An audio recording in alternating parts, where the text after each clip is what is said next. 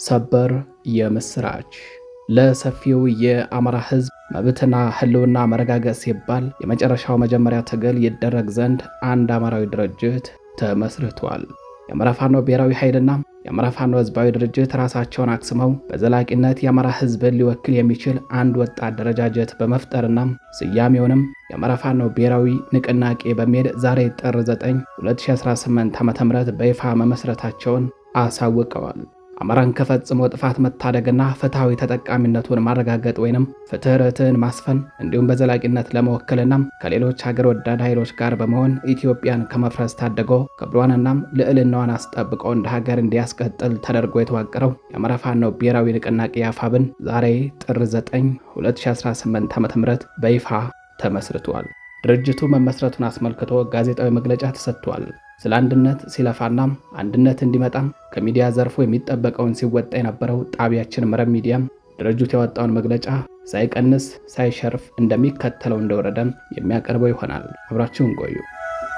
የአማራ ፋኖ ብሔራዊ ንቅናቄ ምስረታን አስመልክቶ የተሰጠ መግለጫ እነሆ ዛሬ ጥር 9 ቀን 2018 ዓ.ም ኢትዮጵያንና ቀጠናውን የሚያተራምሰው የብልጽግና ቡድን እስትንፋስ የሚፈልቅበትን ሸለቆ የሚዘጋ ታሪካዊ ውሳኔ ወስነናል። ጓዶቻችን ለከፈሉት መስዋዕትነት የሚመጥን ተልዕኮ መከወን ግዴታችን የሆነም እኛ የአማራ ፋኖ አደረጃጀት አመራሮች የአብይ አህመድ የስልጣን ዕድሜ የሚበቅልበትን ንቃቃት በፍጹም ወንድማማችነትና አንድነት ደፍነነዋል። የአማራ ፋኖ ትግል አንድ ይሆን ዘንድ የአማራ ፋኖ ብሔራዊ ኃይልና የአማራ ፋኖ ህዝባዊ ድርጅት አመራሮች ድፍረትን፣ ወደ ሰፊነትንና ቆራጥነትን እንዲሁም ለህዝብ መታመንን በሚጠይቀው ታሪካዊ ውሳኔያችን የፋኖን አንድነት እውን ማድረግ ችለናል። ለመላው የአማራ ህዝብ እንዲሁም ለመላው ኢትዮጵያውያን እንኳን ደስ ያላችሁ፣ እንኳን ደስ ያለን። አንድ መሪ፣ አንድ ድርጅት ሰይመናል። አሁን ወደ ስትራቴጂካዊ ግባችን የሚወስደን ምዕራፍ ወለል ብሎ ተከፍቷል። ሜዳውም ፈረሱም በእጃችን ሆኗል። እንደ ብዙዎቹ ነባር የዓለም ስልጣኔዎች ሁሉ ለረጅም ዘመናት በታሪካዊ መሰናክሎቹ ያልተደናቀፈ ቅብብሎሽ ያለው የግርማዊ ትላንት የታሪክ ባለቤት የሆነ የአማራ ህዝብ እንዲሁም ሀገራችን ኢትዮጵያ ከመቶዎች ለሚበልጡ ዓመታት በተለይም ከመካከለኛው ዘመን ጀምሮ የስልጣኔ ግጭት በወለደው የትውልዶች ጦርነት እየተፈተኑ ይገኛሉ። በዘመናዊ ታሪካችን በቀጥታ አማራን ኢላማ ያደረገው ተከታታይ ዘመቻ በውስጣዊ ድክመቶቻችን ታግዞ ሁሉንም ህዝቦች በተገቢው መልኩ አሳታፊ ባልሆኑ የአሸናፊዎች ስርዓት ሀገራችን ያልተረጋጋና የመፍረስ አደጋ ያለባት ሀገረ መንግስት ሲያደርግ ህዝባችንንም ለከፋ የመጥፋት ወይንም የህልውና አደጋም አጋልጦታል። ይህንን በራሳችን ወገኖች ኢትዮጵያውያን ባለቤትነትና ቅጥረኝነት የሚመራ ውስብስብ ሀገራዊና ህዝባዊ አደጋ ለመረዳትና የጋራ መግባባት ለመፍጠር ብሎም መፍትሄ ለማበጀት ብዙ ማገዶ ፈጅቷል። የአማራ ህዝብ ራሱን በመዘንጋትና ሀገሩን በማስቀደም እየኖረ በራሱም ሆነም በሀገሩ ላይ የተፈጠረውን ታላቅ ተቃርኖ በጊዜው ባለመረዳቱ ራሱን ያገኘው ሀገሩን ተነጥቆ ሀገር አልባ ሆኖ እንዲሁም መንግስት መር በሆነ የዘር ማጥፋት በከፋ የመጥፋት አደጋ ውስጥ ሆኖ ነው። በእርግጥ አማራው በመጥፋት ላይ ያለ ህዝብ ነው። ይህንን ህዝባዊ አደጋ ለመቀልበስ ብሎም ሁለንተናዊ ህዝባዊ ጥቅሞቹን ለማስከበርና አዲስ ስልጣኔ ለመገንባት አዲስ አማራዊ አብዮት በማካሄድ ላይ እንገኛለን። የዚህ ህዝባዊ ቁጣ መነሻ ምክንያት የህልውና አደጋው ቢሆንም አደጋውን ከመቀልበስ ባሻገር ግዙፍ ራዕይ እየቀነበበ ህዝባዊና ሀገራዊ እንዲሁም ቀጠናዊ ዓለም አቀፋዊ መሻቶችን ቀርጿል። የአዲሱ አማራ ልሂቅ ራስ ጠል እሳቤና ባህል የህዝባችን ፖለቲካዊ ድብታና ራስን ማግለል በጥገኝነት በራስ ህዝብ ላይ የመቆመር ዝንባሌ ያልተደራጀና የማይተማመን ፖለቲካዊ ማህበረሰብ መፍጠር በጠላት ፍላጎት ልክ የተቀረጹ መጥፎ ኤሊቶች የስልጣን ወንበር ይዘው አማራን እንዳይደራጅ መከላከል እንደ ህዝብ የመጥፋትን ስጋት ላስከተለ የህልውና አደጋ አጋልጠውናል። ይህንን የገጠመንን እንደ ህዝብ የመጥፋት አደጋ ለመቀልበስ ስንነሳ ብሎም ለብዙ አስርት ዓመታት ያጣነውን በራስ ሀሳብ መደራጀት ማስመለስ ተከትሎ ከመጥፋት ለመዳን የሚያስችለንን ትግል ማድረግ ችለናል። ትግሉም ስደተኛውን ፖለቲካችንን ህዝባዊ በሆነ እሳቤና አደረጃጀት መሬት ላይ በመትከሉ ሊጸና ችለዋል። እንደ ማህበረሰብ ያጋጠመንን ውስጣዊ የመበስበስ አደጋ ትግሉ በፈለገው ፍጥነት እንዳያድግና ወደ ስትራቴጂካዊ አሸናፊነት እንዳያመራ በእጅጉም ፈትነውናል። ጥላቶቻችን በየጊዜው የተቃርኖ ቅኝትን ወደ ውስጥ በማስረግ ብሔራዊ አንድነታችንን ፈትነውታል። ይሁንና አዲሱ ትውልድ በፍጹም ብሔራዊ ቁጭት በመነሳት ይህንን ፈተናም በጀግንነት ተጋፍጧል፣ አሸንፏል። በዚህም ከውድቀት የሚነሳበትንና ከልዩነት ግርዶሽ ወደ ብሔራዊ አንድነት በመሻገር ህዝባዊ አሸናፊነት የሚያረጋግጥበትን ብሔራዊ ንቃት ተጠቅሞ የአደረጃጀት አንድነትን በትግል ለማሳካት ችሏል። ባለፉት ጊዜያት ባልተማከለ አደረጃጀት በቁርጠኝነት በተከፈለው የህይወት መስዋዕትነት የተገኙ ድሎች አገዛዙ የስልጣን ምንጭ የሆነውን የመከላከያ ሰራዊትን በማፈራረስ አገዛዙን ተራ የ4 ኪሎ ሸማቂ እንዲሆን አድርገነዋል። ትግሉ ያልተማከለ አደረጃጀት ስልትን መጠቀሙ ተለዋዋጭና ለአገዛዙ እንዳይመች በማድረግ ለአጭር ጊዜ አገዛዙን በማያንሰራራበት ደረጃ ማዳከም ተችሏል። የአገዛዙን ጀነራሎች የጦር አዛዥነታቸውን አረስተው ምላሳቸው ብቻ የቀራቸው ተራ ካድሬዎች አድርገናቸዋል። የትግሉ የመጀመሪያው ምዕራፍ በድል በመጠናቀቁ የአገዛዙ ሰራዊት በመፈራረሱ ፋኖ ወደ ተተኪ ሰራዊትነት ማደግ ስላለበትና ፖለቲካውን አደራጅቶ መምራት በማስፈለጉም አንድ የፋኖ አደረጃጀት ለመፍጠር በተደጋጋሚ ጥረቶች ተደርገዋል። በሂደቱም የትግሉ እድገት ደረጃ የራሱን ድርሻ የሚወስድ ቢሆንም ነባር የተቃርኖ ቅኝቶችና ሰራጊ የፍላጎት ቡድኖች ጣልቃ ገብነትና መርዛማ የጥላት እጆች ዋና ፈተናዎች ነበሩ። እነዚህን ውስጣዊና ውጫዊ ችግሮችን ተቋቁመን በዚህ የተባረከ ቀን ዛሬ የአንድነት ሪባን ተቆርጧል። ፋኖም አንድ ሆኗል። በድጋሚ እንኳን ደስ ያለን። በዚህ የአደረጃጀት አንድነት የአማራ ትግል ነባርና ብልሹ ራስ ጠልና በታኝ እሳቤ እንዲሁም አሰላለፎችን አሸንፈዋል።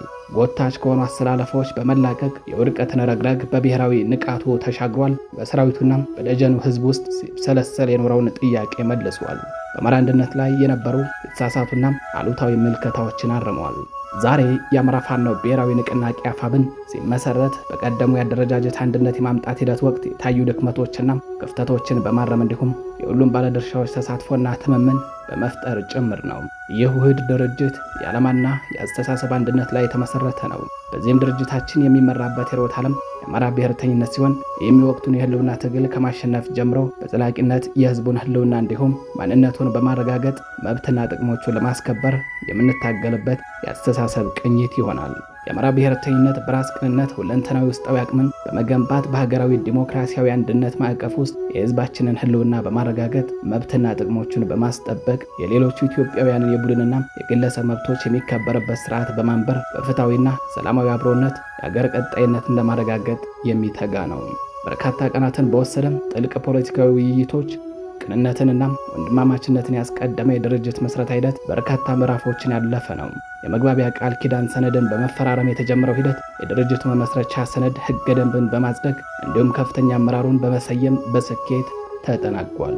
በዚህም መሰረት አርበኛ ዘመነ ካሴ የአማራ ፋኖ ንቅናቄ ሊቀመንበር፣ አርበኛ መከታው ማሞ ተቀዳሚ ምክትል ሊቀመንበር፣ አርበኛ ሀብቴ ወልዴ ምክትል ሊቀመንበር ለወታደራዊ ጉዳዮች፣ አርበኛ ሄኖክ አድሴ ምክትል ሊቀመንበር ለፖለቲካዊ ጉዳዮች በማድረግ ሰይሟል። እንዲሁም የአማራ ፋኖ ብሔራዊ ንቅናቄ ከታች ለተዘረዘሩት መምሪያዎች አመራሮችን መድበዋል። ወታደራዊ አዛዥ ብርጋዴር ጀነራል ተፈራ ማሞ፣ ምክትል ወታደራዊ አዛዥ አርበኛ ምሬ ወዳጆ፣ ምክትል ወታደራዊ አዛዥ ለወታደራዊ አስተዳደር አርበኛ ዝናቡ ልንገራው፣ ምክትል ወታደራዊ አዛዥ ለስልጠና መምሪያ አርበኛ ሳሙኤል ባለድል፣ ልዩ ዘመቻ አርበኛ ድርሳን ዘመቻ መምሪያ አርበኛ ባዩ አለባቸው፣ ፖለቲካ መምሪያ አርበኛ ጌታ አስራደ፣ አደረጃጀት መምሪያ አርበኛ ምንተሱነት ወንድ አፈራው፣ ድርጅት ጽህፈት ቤት አርበኛ አስቻለው፣ የህዝብ ግንኙነት አርበኛ አስረስ ማረም፣ የህዝብ አስተዳደር መምሪያ አርበኛ ዘመነ ምህረት፣ የፋይናንስና ግዢ አስተዳደር አርበኛ አሻግሬ ባዩ፣ ፖሊስና ስትራቴጂ አርበኛ እስክንድር ነጋ፣ አጋርነትና ትብብር አርበኛ አበበ ፈንታው፣ የውጭ ጉዳይ መምሪያ አርበኛ ብሩክ ስለሺም። በዚህ ታሪካዊ ዕለት የአማራ ፋኖ ብሔራዊ ንቅናቄ ቀጣዮቹን መልእክቶች ያስተላልፋል።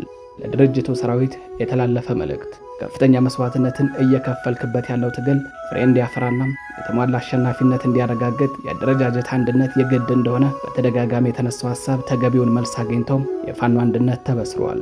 ይህ ትልቅ የመስራች የሚያስገኘውን ተጨማሪ አቅም በመጠቀም በጽናትና ቁርጠኝነት ትግሉን እንድትቀጥሉ ጥሪ እናቀርባለን። በትግል ሂደት አዲሱ ትውልድ በብሔራዊ ቁጭትና ንቃት ያገኘውን የአስተሳሰብ አቅም በመጠቀም ውስጣዊ ትግል የሚፈልጉ ነባር እክሎችን በዲሞክራሲያዊ መንገድ መታገል እንዲቀጥል እያሳሰብን የድርጅት ውህደትን ተከትሎ ለሚመጡ የመዋቅርና የአሰራር ማሻሻያዎች ተገቢውን ምቹ ሁኔታ በመፍጠር በቅንነት መተባበር አስፈላጊ እንደሆነም እንገልጻለን። በተጨማሪም በየደረጃው ያለው መዋቅር ለቀጣይ ግዳጅ የሚያስፈልገውን ወትሮ ዝግጅት እንዲያረጋግጥ በጥብቅ እናሳስባለን። ለህዝቡ የተላለፈ መልእክት። የትግሉ ደጀን የሆነው ህዝባችን በመድረኮች ሲያቀርብ ለነበረው የአንድነት ጥያቄ ምላሽ ማግኘቱን በድጋሚ እያበሰር እስካሁን ትግሉን በባለቤትነት በመውሰድ በትዕግስት የድርሻውን ኃላፊነት ወስዶ የፈጸመውን ትልቅ ብሔራዊ ጀብድ የአንድነትን ጉልበት ተጠቅሞ እንደ አካባቢው ነባራዊ ሁኔታ አደረጃጀቶችን በመፍጠር ትግሉን አጠናክሮ እንዲቀጥል እናሳስባለን። አማራ ዲያስፖራ የተላለፈ መልእክት።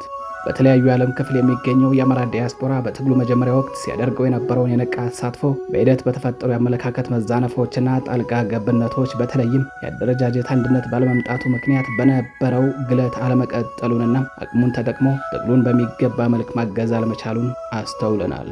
ሆኖም ሰራዊቱ ህዝቡና አብዛኛው ዲያስፖራ በጉጉት ሲጠብቀው የቆየው የፋኖ አንድነት ተጠናቆ ውህድ ድርጅት ለመመስረት በቅቷል።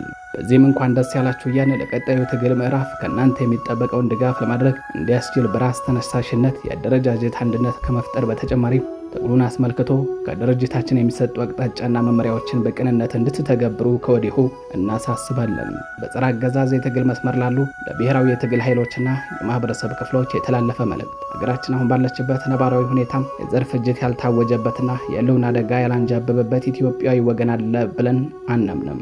ሁሉም ህዝብ ህልውናው አደጋ ውስጥ ነው። ኢትዮጵያ የገደል ጠርዝ ላይ ናት። በመሆኑም የፋኖ ትግል ለአማራ ህዝብ ህልውና ለሌሎች ኢትዮጵያውያን ወገኖችም ጭምር ፖለቲካዊ መዳን ወሳኝ መፍትሄ ያዘለ ነው። የአማራ ድል ለጉራጌው፣ ለትግሬው፣ ለኦሮሞው፣ ለጉሙዙም፣ ለአፋሩም፣ ለሶማሌውም፣ ለወላይታውም፣ ለሲዳማውም፣ ለጋሞውም እንዲሁም ለሌሎች ህዝቦች ድል ነው። በመሆኑም ሁሉም የፖለቲካ ቡድኖችና ልሂቃን በጋራ በመቆም ለጋራ ዕጣ ፈንታ መታገል ይኖርባቸዋል። የዳር ተመልካች በመሆን ለወረፋ ጥቃት ይዳርገናል።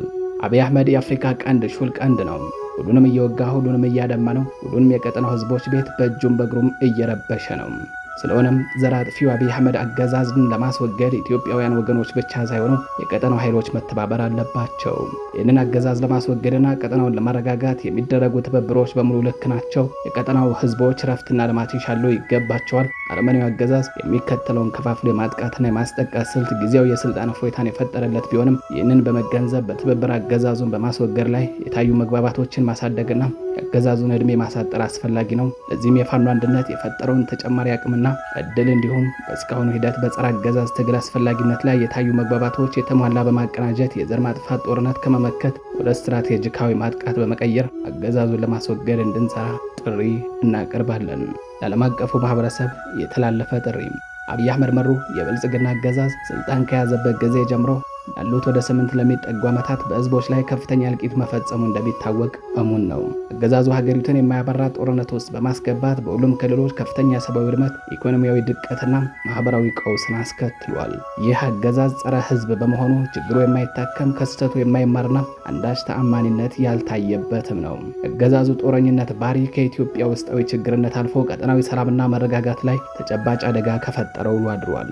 አገዛዙ በአማራ ህዝብ ላይ ያወጀው የዘር ማጥፋት ጦርነትና የተከሰተ ያለውን አደጋ ጦርነቱን ከመቀልበስ ውጭ ሌላ አማራጭ ባለመኖሩ ፋኖ በህዝባዊ የትግል መስመር አገዛዙን ላለፉት 30 ወራት እየታገለ ይገኛል። ከፋኖም በተጨማሪ ሌሎች ጸረ አገዛዝ ብሔራዊ ኃይሎች በዚህ ህዝባዊ የትግል መስመር ውስጥ የህዝባቸውን ህልውና ለማረጋገጥ በትግል ላይ ይገኛሉ።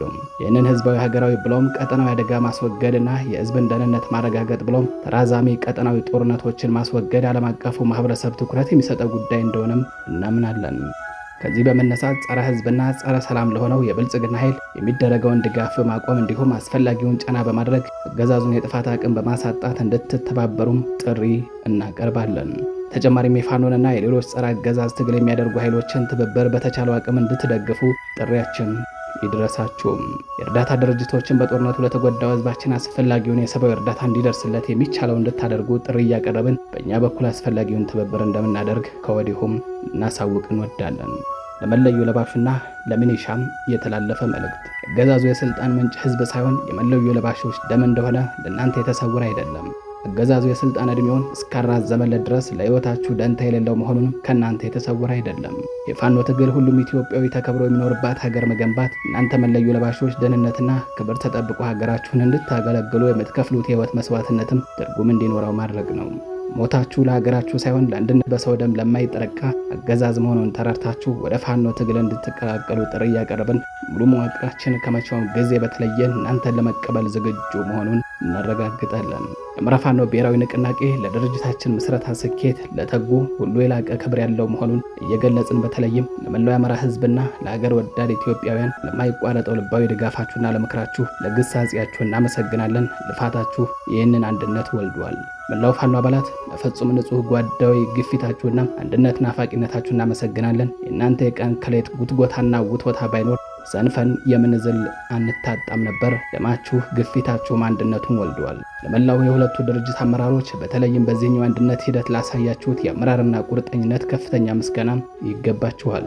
በተለይም የአንድነት ሂደቱን ያሳለጣችሁ የሁለቱ ድርጅት የቴክኒካል ኮሚቴው አባላት እጅግ ታላቅ ክብር ይገባችኋል።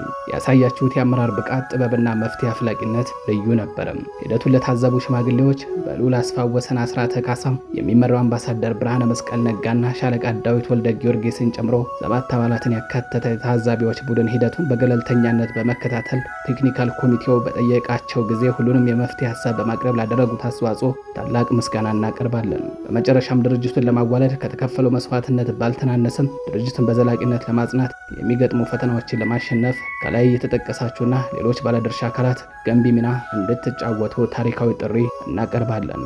የአማራ ፋኖ ብሔራዊ ንቅናቄ ምስረታን አስመልክቶ የተሰጠ መግለጫ። የተከበራችሁ የመረብ ሚዲያ ቤተሰቦች፣ እንደ መረብ ሚዲያ የአማራ ፋኖ ብሔራዊ ንቅናቄ በይፋ መመስረቱን አስመልክቶ የተሰጠውን መግለጫ ሳንሸራረፍ ሳንቀናነስ እንደሚከተለው አቅርበንላችኋል። እኛም እንደ ሚዲያ ጣቢያ ዋጋ የከፈልንበት ጋዜጠኞቻችን በትግል ሜዳ ሆነው የደሙበት፣ የቆሰሉበት፣ የተራቡበትና የተጠሙበት ስለሆነ ደስታችን ወደር የለውም። ይህ አንድነት ይጸና ዘንድ የበኩላችንን ጥረት እንደምናደርግ ከወዲሁ እንገልጽላችኋለን። እናመሰግናለን።